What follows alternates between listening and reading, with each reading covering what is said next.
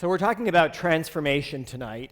I want to talk to you tonight about one of the most transformative moments in social change in our country's history.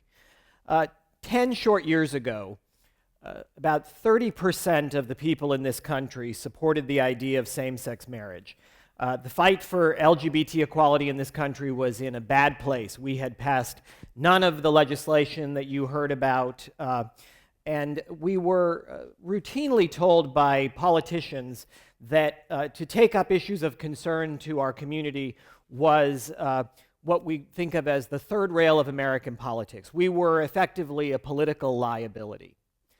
10 years later, just 10 short years later, we find that 60% of the American people support the idea of same-sex marriage, and that nearly 40% of the people in this country live in a state where marriage equality is the law of the land. Now, by any measure, that transformation, 30% of the people in this country believing in something to 60% of the people in this country believing in something, is profound. And even if you don't agree with that transformation or with the advancement of those rights, as one of my opponents said to me recently, who agrees with no measure of LGBT equality whatsoever, she said, every time I turn around, I feel like you people are running the country. And I don't like it, but I have to admit that that is transformative change. For my part, as you heard, I ran the largest gay rights organization in the country for about 7 of the last 10 years. And of the many things that I had the occasion to do in that capacity, the one thing that I did that I found most interesting and most instructive was the work of speaking to politicians.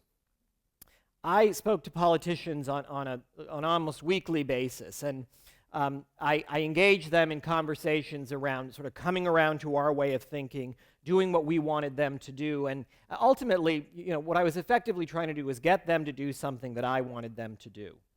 And so as I've left that work and gone on to a private life in a corporate setting at a nice company where I work alongside about 20 other individuals from all sorts of different backgrounds and all sorts of different political affiliations and faith traditions, I found that a number of the things that I learned in that experience and in that work have served me in terms of strengthening my relationships, in terms of thinking differently about the world I live in and the people I work with, but also about getting people to do what I want them to do.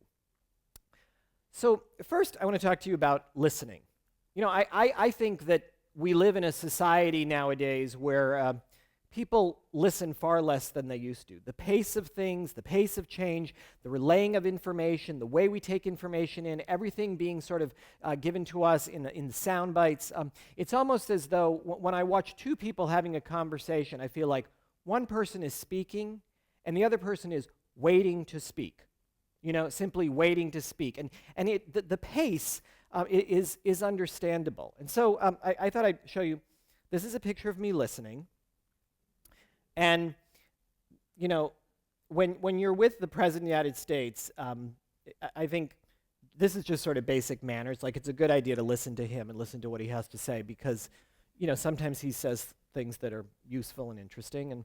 And in that case, he was. And you can see, I don't think anybody else was really paying attention, but I hope you can see was doing my level best.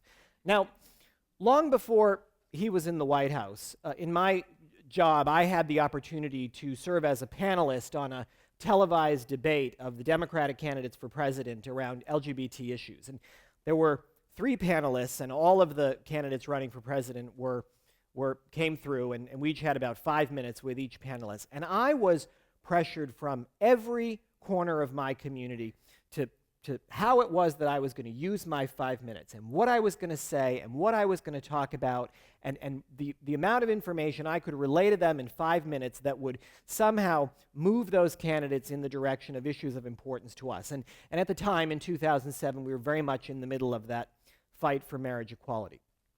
I decided to do something different. I decided with my 5 minutes, I was going to listen.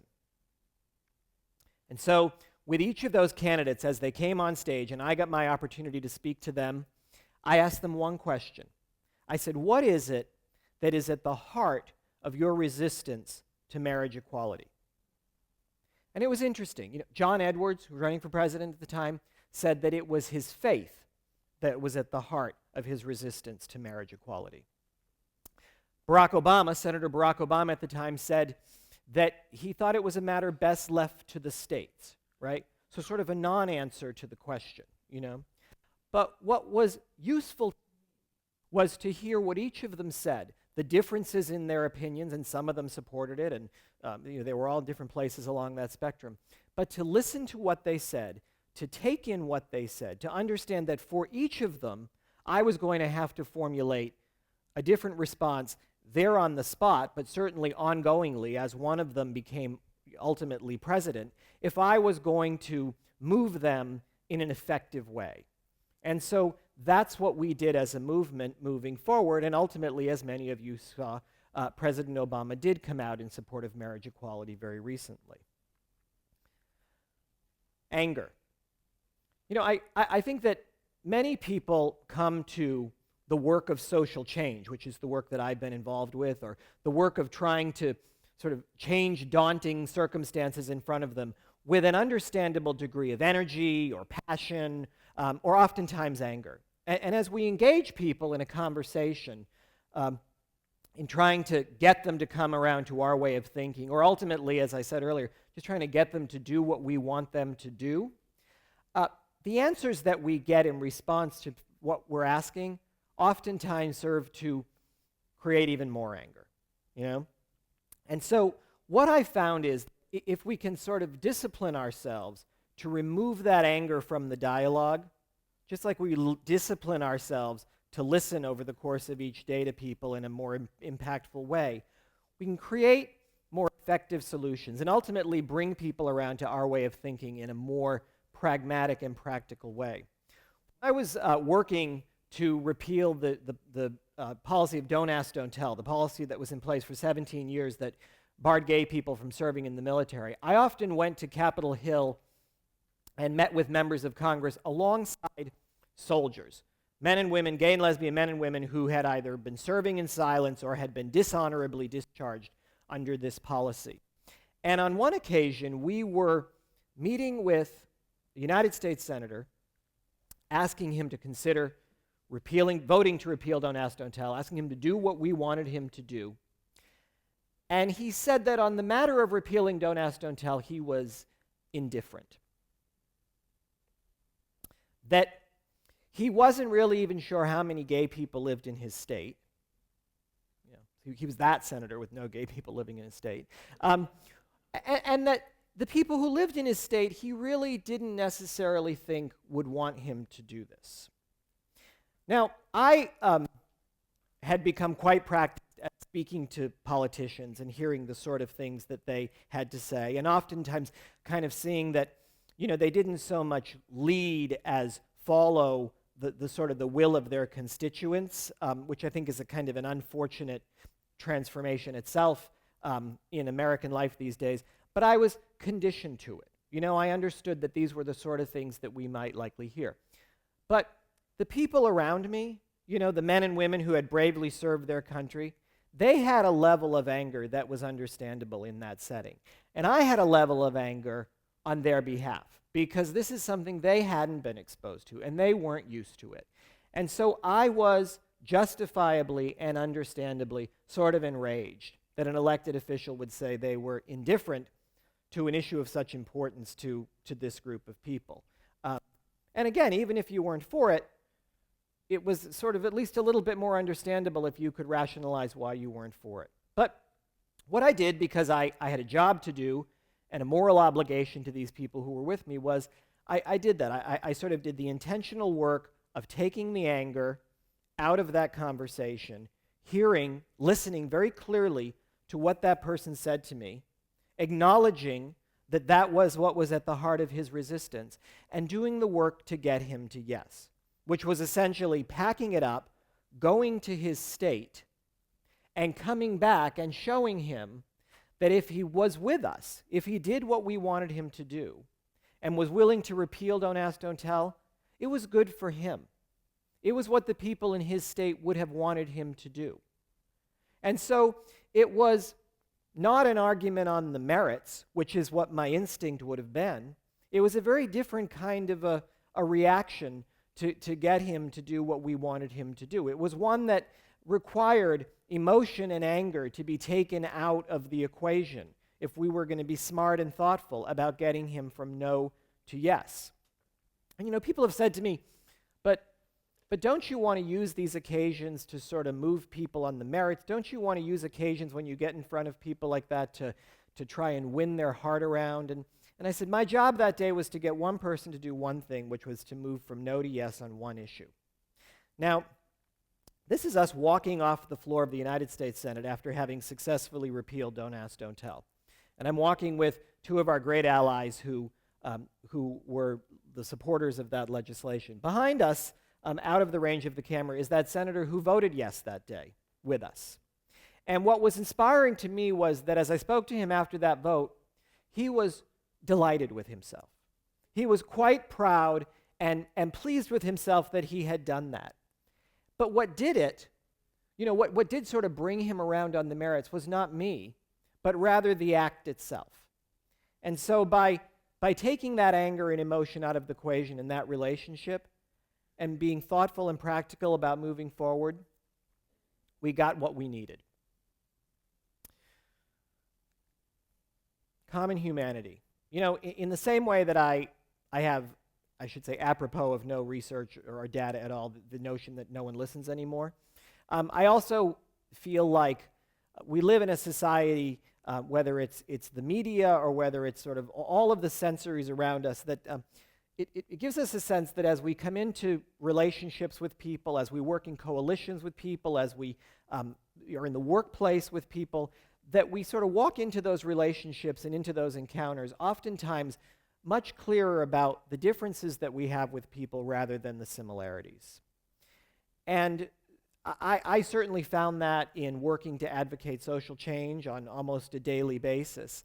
And so one of the things that I have, again, tried to be intentional about doing is sort of shifting that dynamic and trying to approach people in coalition, in the workplace, in any sort of a situation where, and again, it seems rather simple, but I think the intention of doing it is a bit more daunting, and trying to be incredibly clear about seeing the commonalities and the common humanity that I have with people rather than the differences. Now, it's easier said than done, as most of the things are that I'm talking about, but the key, as far as I'm concerned, is being the person who's willing to go first.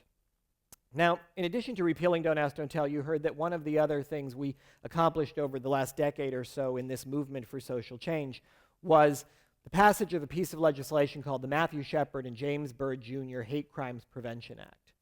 Now, the woman who spearheaded that effort was named Judy Shepard. I met her more than a decade ago. It was her son, Matthew Shepard, who was killed and tied against a fence post in Laramie, Wyoming, and left to die. She spent 11 years traveling this country, trying to pass legislation that would seek to end that hate-based violence in the name of her son and so many other people. And as I traveled with her around the country, and I traveled with her around Capitol Hill, and we would speak with politicians and religious leaders, law enforcement officials, and advocates and activists within our community, one of the things that I saw so clearly from Judy was that not only did she always try to find common humanity and common ground with people, even with people that I had a very difficult time seeing where you would find that common ground, but she always understood that if we were going to get what we wanted, she had to go first. She had to be the first and make the first move in order to make that happen. And on every occasion that I was with her, miraculously, she seemed to be able to find it. And she was, granted, someone who had much more common ground than I did as we traveled the country talking to all sorts of different people, as a mom with a son from a Western state. But it was the intention of going first, of making the first move and finding that common ground that was so incredibly impactful in us doing the work that we did and strengthening the relations that we needed in order to accomplish our goal. So for me, as I watched and was inspired by Judy Shepard changing this country, I just have to say to you that the work and the experience that I had the opportunity to be a part of for the last 10 years It changed me, it transformed me as I've moved on in my life, in my relationships, in the way in which I think about the world. And so I hope that if you give some thought to the things I've talked about today, to listening, to figuring out a way to channel your anger, to practical and pragmatic solutions, and to thinking differently about the way that you find common ground and common humanity with other people, and that you do those things, as I try to do, in a very intentional way. You know, I end each day as I'm getting ready for bed at night, and I ask myself the question, was there an occasion during the day when I was a part of a conversation, when I was a part of an engagement with other people, when I didn't say what I set out to say at the beginning, but I listened. You know, I tried to find common humanity. I tried to sort of deal with my emotions that I might, in a way that I might have differently. And maybe I didn't speak at the beginning of that engagement, but I spoke halfway through it at the end of it. And what I said at the end of that engagement was different than what I would have said at the beginning, because I did those things. You know, they're simple ideas, and they're things that seem rather straightforward, but it's the intention. It's looking back at the end of each day and asking yourself, you know, whether you had the occasion and the awareness to do it, that I think has the possibility to really transform our relationships and the way we think about the world. Thank you all very much.